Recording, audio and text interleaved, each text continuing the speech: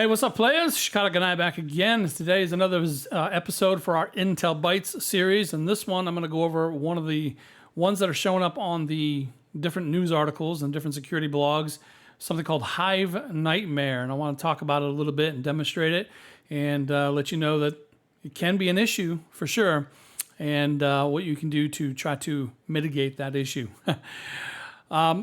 So this particular one is related to Microsoft, obviously in this case here, as you can see by the knowledge, the CVE I have put up here. And this is in relation to something they call the SAM database and also something called NTLM version 2, those sort of things.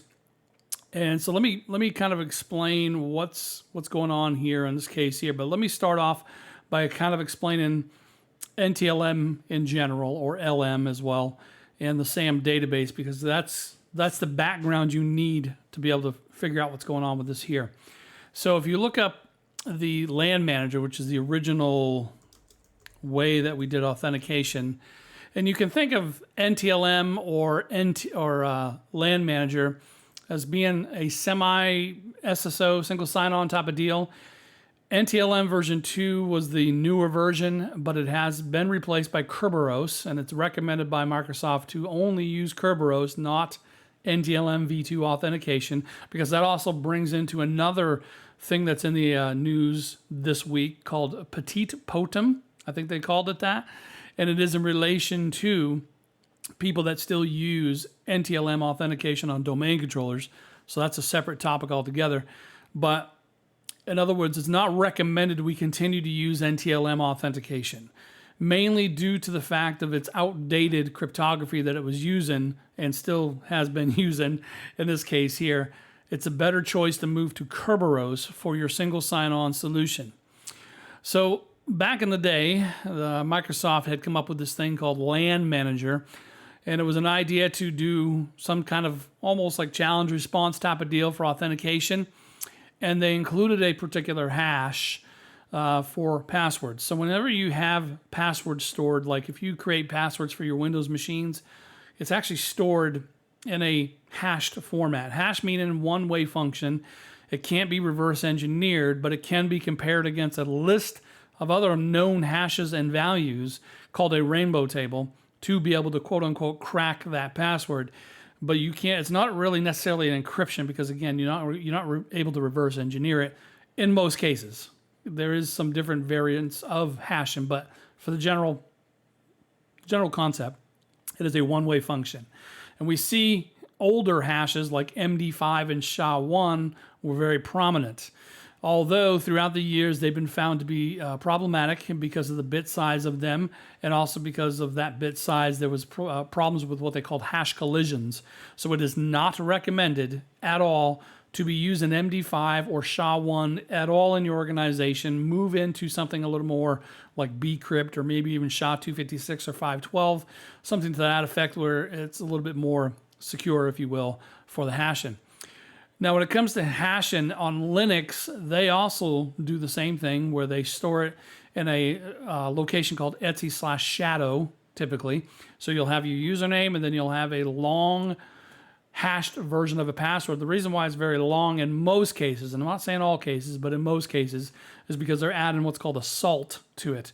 Salt is an additional value that gets put in and concatenated with the password during the hashing process to make it more difficult against rainbow tables, because it has multiple variants of that password, okay, due to that random salt being added to it. So it makes it more difficult to do rainbow table type password crack attempts if the passwords are salted. NTLM and LAN Manager did not salt their hashes. That's why it was prevalent that people would crack these hashes quite a bit, fairly easily with rainbow tables, because again, they didn't salt any of it. NTLM v2 added salt to it, but it is in the bottom part. I think it's in the back end of the actual client authentication response. So I believe it's still possible to just gather the hashes and still crack it with a rainbow table, because I think it's a little later in the process that they do the salting, if I'm not mistaken. So if you can gather it before that part, if you can get the hash of it before that, then it's a little bit more easy for that case. But Either way, they're still using things like MD5, and then back in LAN manager days, they were using DES. Now, DES was an original old school encryption that was 56-bit. It was considered what they call symmetric encryption, and single key is what they call it there. And it was pretty weak at the time, but, well, let me rephrase that. At the time, it wasn't weak, but as we progressed through the years, we obviously made things better, and to the current one that we use here, specific to the United States, is AES, and that goes up to 256-bit. But back in the day, DES 56-bit was the hotness, you know what I mean? And to make it even better, they came up with triple DES, which means, well, we'll run DES 3 times. So, yeah, we don't want to be using these archaic encryption types anymore at all. So with LAN manager, what would happen here, and this was really interesting, is you could have had a 30-character password, but with LAN manager, it would always truncate it to 14 characters regardless, no matter what. Then it would uppercase everything. Then it would split it in half, 7 and 7. And then it would use DES to encrypt those pieces. Therefore, LAN manager passwords were a lot easier to crack because you only had to crack 2 7-character ones as opposed to 1 lengthy one. So it sucked. We don't want it. Gone. Nobody should be using LM ever again. And again, you can see it's a very old school one here. Then NTLM came out, and they consider it what they call a client, challenge response authentication protocol. And in part of that challenge response, there is hashes that are being used there to be passed back and forth between server and client.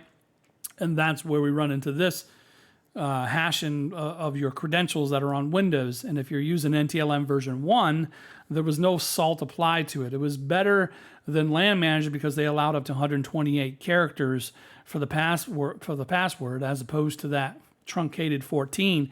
So it was a lot better option than using LAN manager. So then NTLM v2 came out because of all the problems with the password cracking with rainbow tables, and they said, okay, we'll add some salts to it into the actual authentication. But officially, Microsoft officially says do not use NTLM authentication anymore. Use Kerberos if you're going to be using that for any type of single sign-on situation. So now that you kind of have an idea of what LAN manager is all about, let's talk about where these things are stored as a registry Hive. So if you look up something called the SAM database, in this case here being the Security Accounts Manager, I believe is what it's called. SAM database, right here. Well, of course, we'll go to Wikipedia because they always know everything, right? So Security, did I say that? Security Account Manager.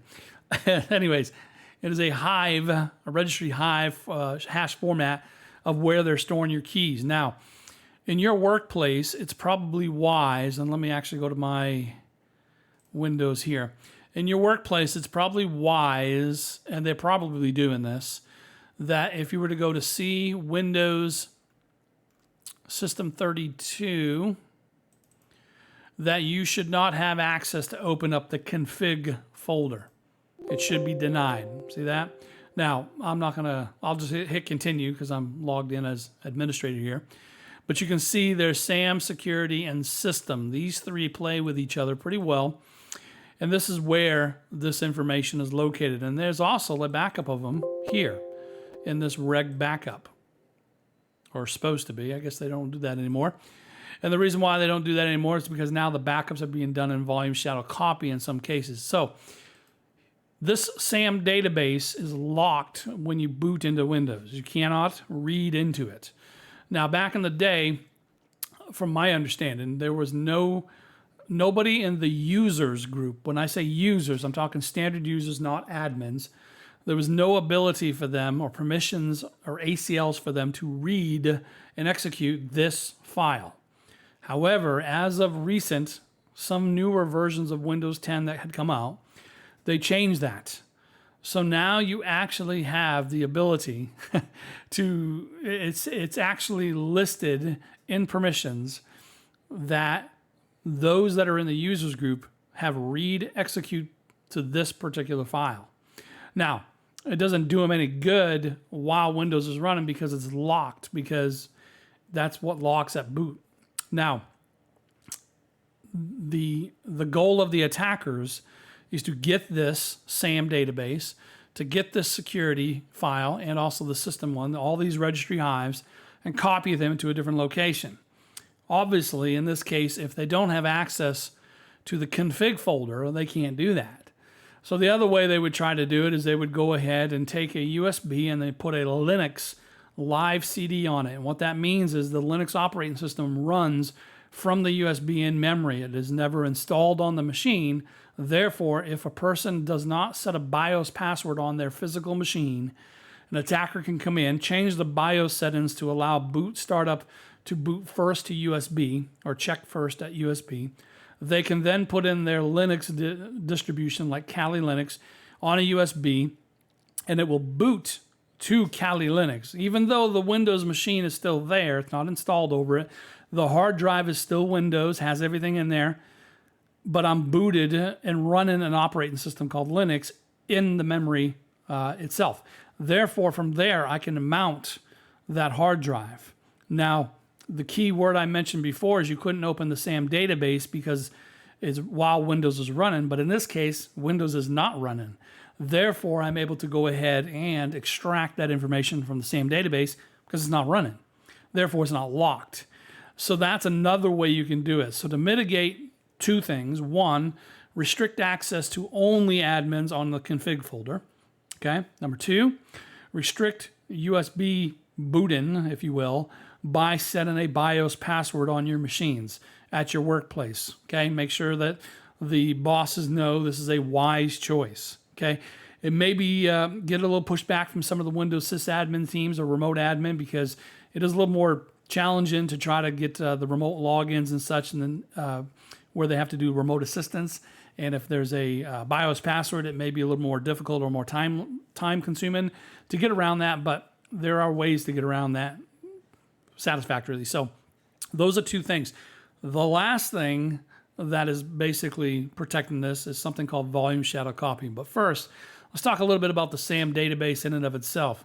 So we can see here this SAM account manager is a database file. It does hold the hashes that are being sent with NTLM as far as the challenge response type of deal. And it's being protected additionally with another key called a sys key, or a boot key in this particular case. Now, it just so happens that this particular sys key is actually located in the same location as the SAM database because it's in this file here. Therefore, the bad guys want this, this, and this, because they'll extract the system, okay, they'll extract the sys key from this to unlock the SAM database. Because in addition to your passwords having hashes and being stored in there, like I said, the additional security is they also add in the sys key to protect it. But if I can get the sys key, I've got it, right? So that's kind of the premise behind it. So the goal is, as a bad guy, is to get this and these other three files, okay? And security plays in there as well. But system, especially in SAM, those are your two main ones. So the third one I mentioned was called volume shadow copy. Now, if you go here and you type in, let's see, system, is it protection? Yeah, system protection. Now, your machine may have this set to off, okay? But in a workplace, this may be set to on, or you may have turned it on yourself. What this basically is let's say you had a folder with all your sweet 80s music in it, because 80s rule, and everything 80s rules, including the music, and I accidentally deleted it. I deleted a folder. If I had a system restore point on this location on my hard drive, in this case being the whole drive, I can come back to a previous version. So I can right-click a folder. I can right-click a folder and go to a restore previous versions, and it will restore from that particular snapshot. So it's a pretty handy tool to have in place. If that is on, this is something they would call volume shadow copy. The interesting thing is when you create those, there's also a backup of this, this, and this that are put there. Now, in regards to going and seeing those three files in config, You as a standard user can't get to that, more than likely. It's likely locked. However, you as a standard user likely have access to the volume shadow copy database. Therefore, if I can extract the SAM system and security hives, registry hives, from the actual volume shadow copy, I'm in luck. So there just happened to be I saw this, I'm trying to remember where I seen this. It was a video I was watching the other day. I think it was the Cyber Mentor. He's pretty awesome. Make sure you check out his YouTube videos. He's pretty cool. He's got a lot of information. But I had noticed he had showed a site from this guy, Gossy the Dog. I thought this is pretty cool. So this Gossy the Dog GitHub here had created this proof of concept for Hive Nightmare. And they call it Serious Sam. That's pretty awesome. It's an ode to the old game. If you're an old PC gamer like me, I used to play Serious Sam back in the day. They had those headless guys running at you with bombs. You guys remember that? It's pretty awesome. Anyways, so in this case, we see it's a zero-day exploit for Hive Nightmare is what they're calling it essentially. And you essentially just download this executable, and you go ahead and if you have system protection enabled on the machine, this executable will extract the SAM system and security hive from it. Now, I will say this. In order for this to actually work in this particular demo, and I know I don't typically like doing this because I like more realistic scenarios, but I am doing this because a lot of people do not use Windows Defender, especially at work. You may have like maybe, I don't know, like CrowdStrike or somebody like that. They may be the AV of choice and it turns off Defender, and now they're the AV in this case here. So I am going to point this out. Windows Defender does block this download and the install of this particular one by default. So I had to turn this off to do this demo. So I've turned off the tamper protection, automatic sample submit. I turned off everything, real-time protection to get this to work, okay? So if you had all these turned on, a standard user would not be able to download this particular executable from Firefox or Chrome or where have you and execute it because Windows Defender would see it as malicious and it would basically get rid of it. Also, when you do run it, it does show a warning that this is, bad, but it doesn't really make a difference because the person is intentionally running it. So they know it's bad and they don't care and they're just going to say, yeah, go ahead anyways. Now, I have tested this on other networks and other places and other environments where Windows Defender is not enabled, but another antivirus is, and it did not block what I was doing. So it is highly possible that this will work on something where Windows Defender is not being used, okay? So keep that in mind. So for this, I am turning this off just to demonstrate what it would look like. So in this particular case here, you would download this particular executable, which I had done. And I did it already here, but I deleted it so I can show you again.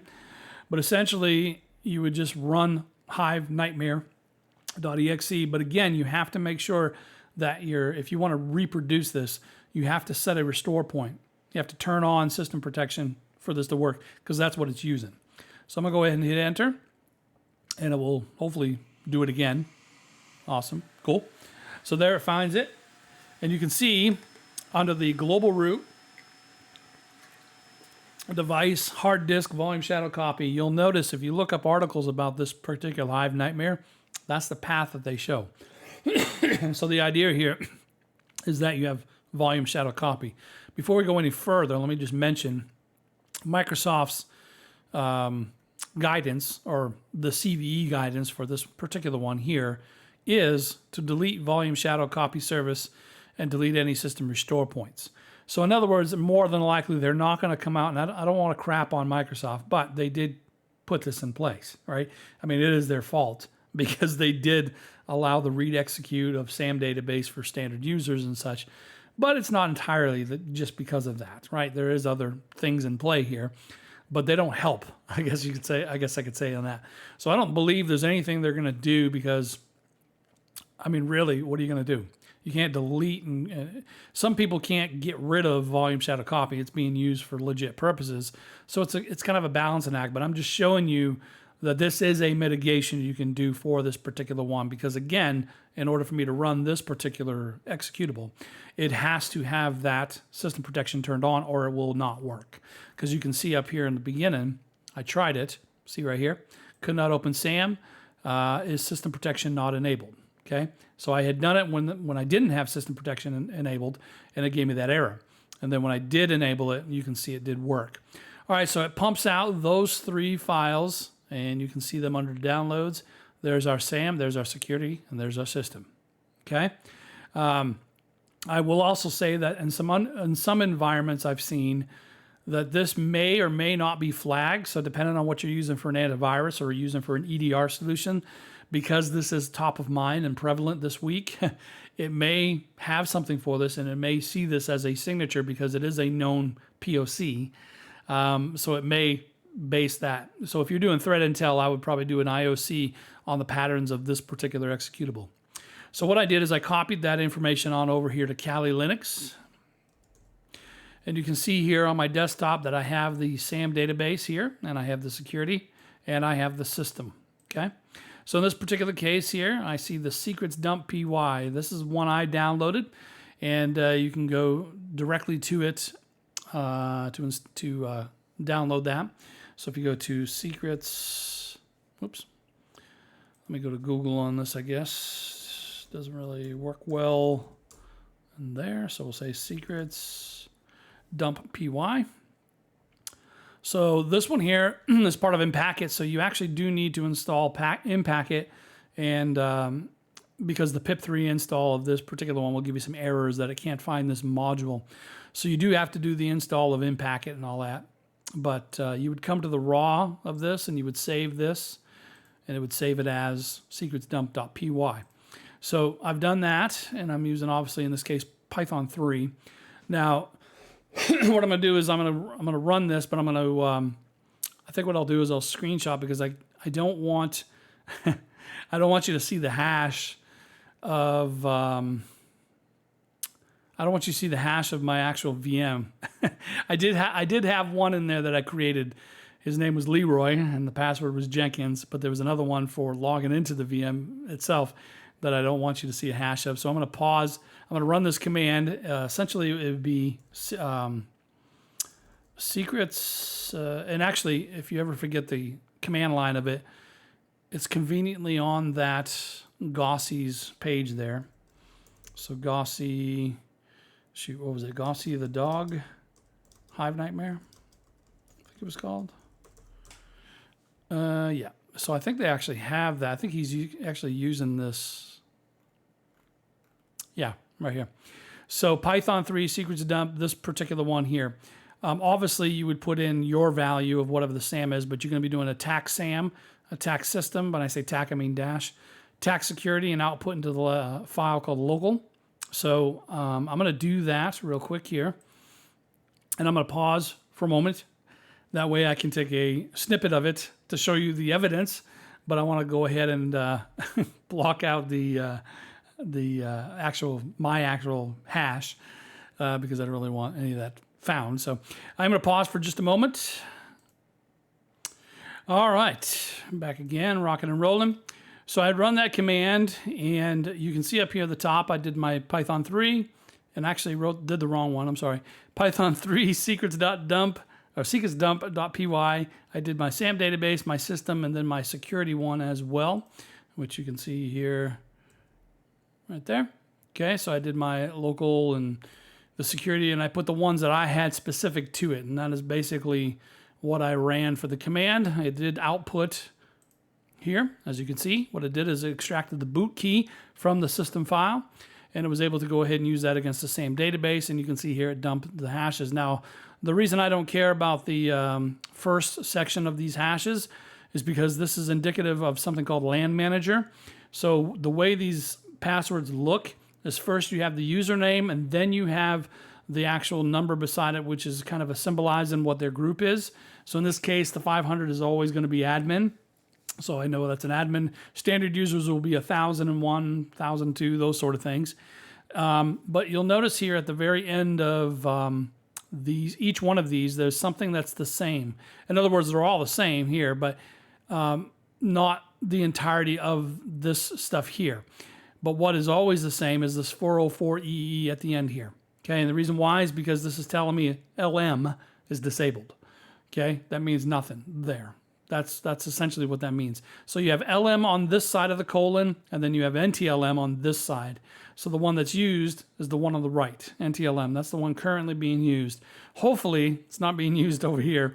So you should always see AAD, and it should always end in 404EE, so I don't really care about that. I also don't care about Leroy's hash showing here because I'm telling you what it is. It's Jenkins is the password. And yeah, I mean, that's all there is to it. I'll delete the account afterwards anyway, so it don't really matter. So based off this, we can see it worked successfully and downloaded all the different hashes that we have. What you would then do is you would copy this entirety of this Leroy Jenkins one here. So you would go here, and let's go ahead and cat what I've done here. I did this ahead of time so that I didn't know how long it would take to crack it. But you can see this is what I put into a file. I put the entirety of that line, including all the double colons and all that stuff there, put it exactly as I saw it, and then I ran John, and I used a word list of rocky.txt. The format, I originally thought it was this, but it's not. It's actually NT. This indicates that the format it's trying to crack is the NTLM version, and then I'll put leroy.txt, which is the file here. And you can see in fairly quick fashion there, it was able to crack the password being as easy as it was, being Jenkins. So you can see this is a real problem if you can actually simulate this in your own computing environment. So if you're able to use these methods that I've showed you today and it actually does work, you do have an issue. And the issue being, again, is the volume shadow copy more than likely is the culprit. And if you can't, I don't know, really, there's not really a lot of recourse other than what I've mentioned. First off, you want to restrict access to that config folder, okay? Which by default, I believe it does. If you're using Windows and you're not using any other antivirus, I would highly recommend that you turn on all your virus protection here, real-time protection, because it will stop this download and executable of this particular executable. Not saying there's no other way to do it, right? Because you can still go list all your volume shadow copies using a tool called VSS Admin built into Windows, and you can copy it over from there. So not saying that's the only one, but I'm saying the current POC that's being bantered around is this one here. So this would actually stop that from being downloaded and executed. So Windows Defender does a good job at that. So I do recommend that. And again, if you're not having a specific need for volume shadow copy, get rid of it, disable it, turn it off. If you do use it, then I would recommend continually deleting any system restore points, because anytime there's a restore point made, these tools will extract that out because there will be a copy of that SAM database and the other ones in that location. So it's good intel to know this is what's happening. So for your workplace, make sure you're taking this information to your leaders and saying, listen, we need to test and see if these things are actually true. Do we have volume shadow copy turned on? Do we restrict access to this? And another one, again, is do we have a BIOS password? There we go. Lost my mind for a second. So that somebody can't boot into Windows and then mount the hard drive and then pull the SAM database that way. Those are all three key things to remember, which I'm surprised they don't mention it here, that third one, but regardless. I don't foresee any patch, quote unquote patch or anything for this coming out, because it's not really, I mean, these are not bad malicious files, right? Outside of the HiveNightmare.exe one, but the volume shadow copies are not malicious here. The SAM database definitely is not. So what do you expect them to do, right? I guess is the question. So, because I've had some people ask me, well, we waiting on a patch for them? Well, what's the skinny? No, not really. I don't believe there's anything coming. And I can't really expect them to have anything coming. Just this mitigation here, okay? Just know, because knowledge is half the battle, baby, G.I. Joe, you know what I'm saying? So knowing this information and knowing, okay, we need to make a decision at my workplace. Do we use volume shadow copies? If we do, what's the reasoning for it? If we do, we need to make sure we're constantly deleting these particular ones, and then the other mitigations I mentioned as well. So yeah, a little bit of short video on that for the Hive Nightmare.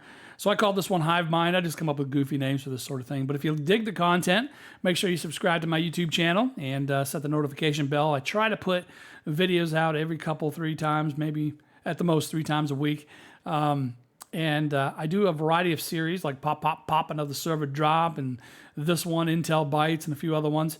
So yeah, keep looking for that stuff. I do a lot more of the Intel Bytes and Pop, Pop, Pop stuff than I do anything else. So those are specific ones. And please leave your comments in my video here and tell me what you think of this, and tell me if you come across the same issue on your own end as well. So don't forget, G.I. Joe always said it, baby, no one is half the battle. Make sure you take this information and do something valuable with it. Until next time, peace out, players.